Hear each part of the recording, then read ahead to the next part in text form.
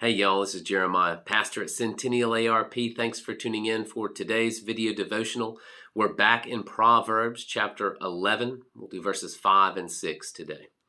The righteousness of the blameless keeps his way straight, but the wicked falls by his own wickedness. The righteousness of the upright delivers them, but the treacherous are taken captive by their lust.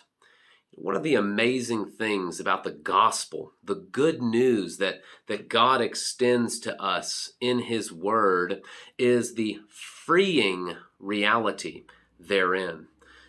The gospel, just to remind you, dear one, is that Jesus came to earth and he lived a life that was perfect. And in this perfect life, as a human, right? This is God who has taken on flesh. And so Jesus in humanity is living a perfect life, one that no other human has done. And as he's living this life, he's doing it with the intent to sacrifice himself on behalf of his people. In other words, when Jesus dies on the cross, he takes away sin.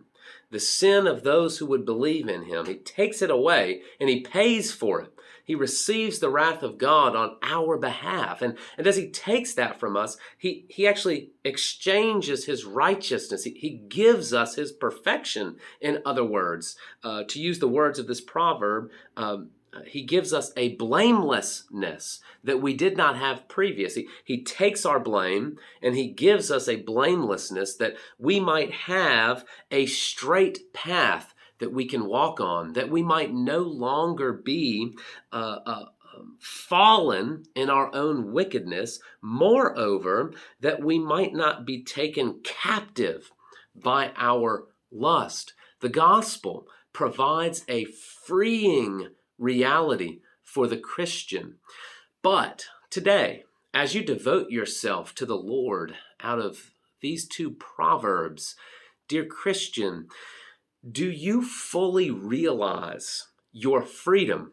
Because sometimes we can still think that we are bound up by our sin. What sins are in your life? Have you thought about them recently? It's very easy not to, because we are embarrassed, ashamed, frustrated, or just having a good time.